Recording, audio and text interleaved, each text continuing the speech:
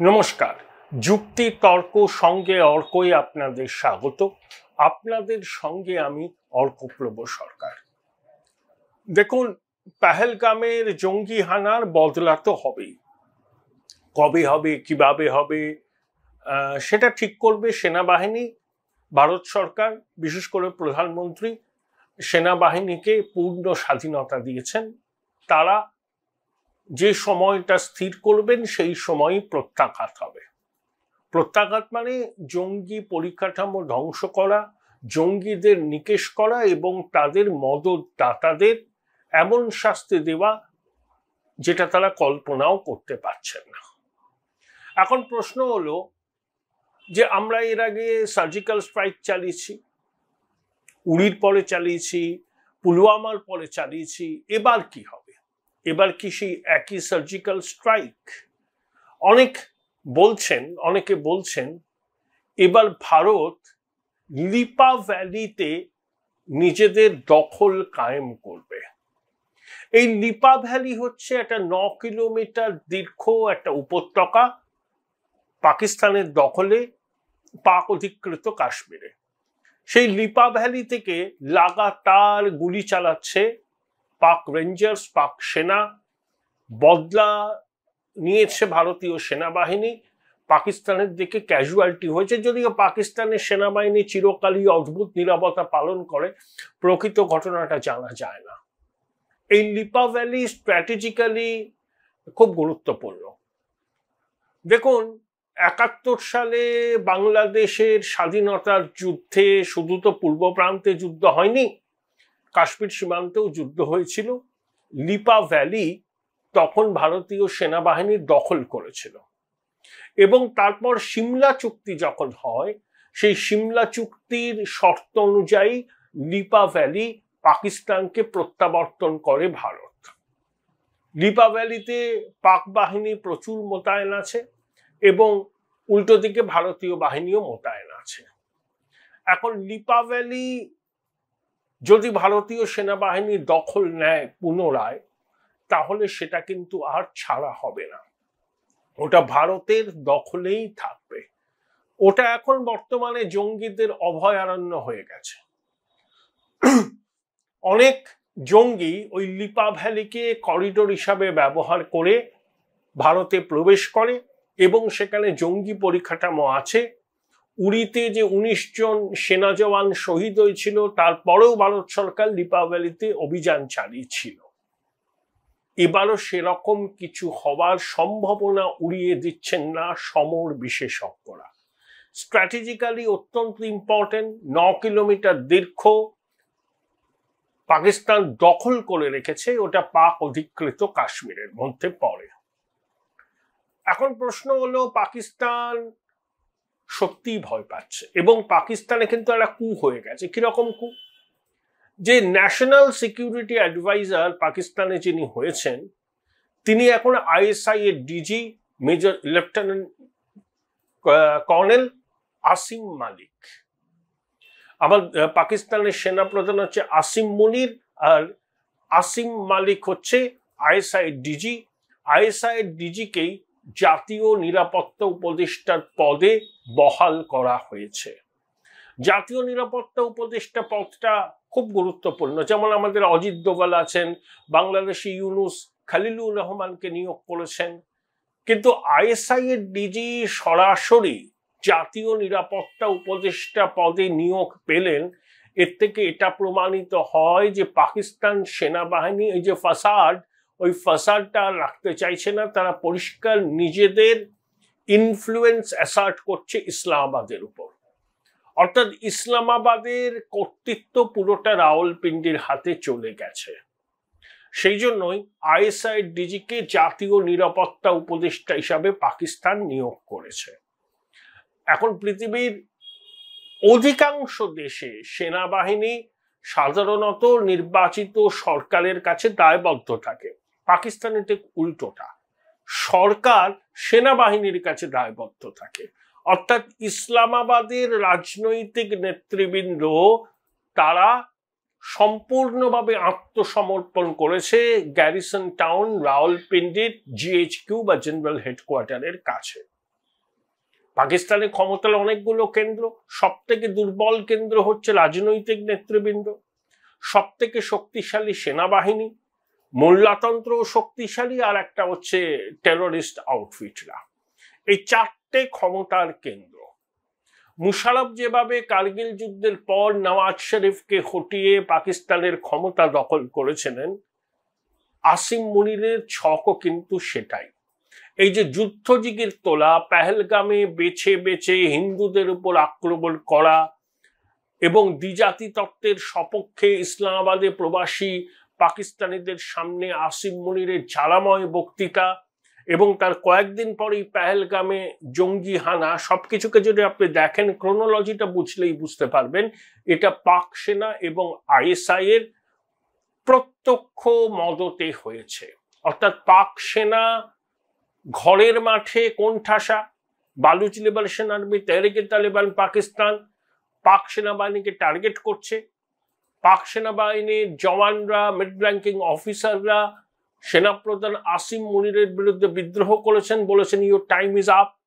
সেই সময় সেনাবাহিনী বা সেনাপ্রধান বাহিনীর উপর নিজের কর্তৃত্ব এবং পাকিস্তানের সরকারের উপর নিজের কর্তৃত্ব প্রতিষ্ঠা করার জন্য, একেবারে দৃঢ়ভাবে প্রতিষ্ঠা করার জন্য এই কাণ্ডটা ঘটিয়েছে। এবং পাকিস্তান সেনাবাহিনী জানে ভারতের সঙ্গে একটা যুদ্ধের পরিস্থিতি তৈরি হলে পাক সেনাবাহিনীর পাশে দাঁড়াবে এবং সাধারণ মানুষও মনে করবে যে এই সময় সেনাবাহিনীর পাশে দাঁড়ানো প্রয়োজন। আসিম মুনির সেই জন্যই এই পরিকল্পিত হামলাটা চালিয়ে যুদ্ধ পরিস্থিতি তৈরি করেছেন এবং ইসলামাবাদের দুর্বল শাহবাজ শরীফের নেতৃত্বাধীন কোয়ালিশন সরকার, যার অস্তিত্ব শুধু খাতায় কলমে, বাস্তবে কিছু নেই, তাদের হাঁটু এখন কাঁপছে। এবং আসিম মালিক, যিনি আইএসআই ডিজি, তাকে এনএসএ হিসাবে নিয়োগ দেওয়া হয়েছে। 2022 সালের পর থেকে এনএসএ পদটা ফাঁকা ছিল। অর্থাৎ রাওয়ালপিন্ডি পূর্ণ কর্তৃত্ব কায়েম করলো ইসলামাবাদের উপর। বলতে পারেন এটা একটা কু কিন্তু হয়ে গেল পাকিস্তানে। সেনাবাহিনী কু করলো, এবার দেখবেন কয়েকদিনের মধ্যে শাহবাজ শরীফকে পদত্যাগ করতে হবে এবং আর্মি চিফ প্রকাশ্যে ক্ষমতাটা দখল করবেন। যে হাফিজ সঈদ, রাষ্ট্রপুঞ্জ যাকে সন্ত্রাসবাদী তকমা দিয়েছে, তার মাথার দাম ধার্য করেছে অনেক দেশ, তিনি লাহোরের একটা ঘিঞ্জি জায়গায় সুরক্ষিতভাবে আছেন। তিনি যেখানে আছেন সংবাদপত্র বলছে 4 কিলোমিটার ব্যাসার্ধ জুড়ে সিসিটিভি ইনস্টল করা হয়েছে।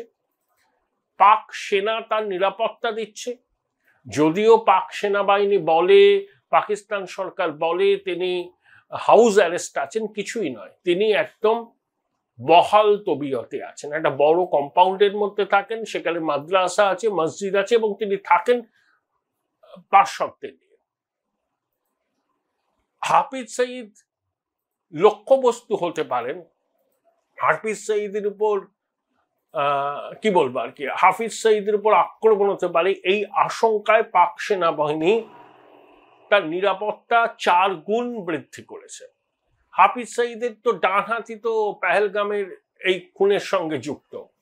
হাফিজ সঈদের এক ঘনিষ্ঠকে করাচিতে অজ্ঞাত পরিচয় দুষ্কৃতীরা মেরে পালিয়ে গেছে। তাই হাফিজ সঈদ প্রাণ ভয়ে এখন লুকিয়ে আছেন এবং তাকে পূর্ণ নিরাপত্তা দিচ্ছে পাকিস্তান সেনাবাহিনী। এটাই হচ্ছে পাকিস্তানের বর্তমান অবস্থা। আমরা বলি না রোগ স্টেট, দুর্বৃত্ত রাষ্ট্র। পাকিস্তান যে চিরকাল সন্ত্রাসকে মদত দিয়ে আসছে, হাফিজ সঈদকে এইরকম নিরাপত্তার বেষ্টনীতে রেখে দেওয়া তার সব থেকে বড় প্রমাণ। জাকিউল্লাহ আমান লখভি পাকিস্তানে আছেন এবং আরো অনেক কুখ্যাত সন্ত্রাসবাদী পাকিস্তানে আত্মগোপন করে আছেন। পাক সেনা এবং আইএসআই তাদের নিরাপত্তা দিচ্ছে। যে ওসামা বিন লাদেন ইসলামাবাদের অদূরে অ্যাবোটাবাদে সুরক্ষিতভাবে ছিল দীর্ঘদিন, এরপরেও পাকিস্তান বলে যে তারা সন্ত্রাসবাদকে মদত দেয় না। পাকিস্তানের প্রতিরক্ষা মন্ত্রী তো বলেই দিয়েছেন, we have been doing this dirty things for the last 3 decades।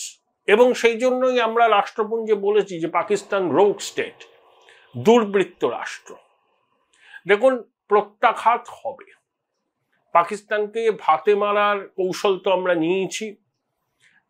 একে সিন্ধু ওয়াটার ট্রিটি থেকে আমরা সরে এসছি আপাতত। জিলামের জল ছাড়া হয়েছে, স্পিড গেজ খুলে দেওয়া হয়েছে। পাক অধিকৃত কাশ্মীরে বন্যা পরিস্থিতি।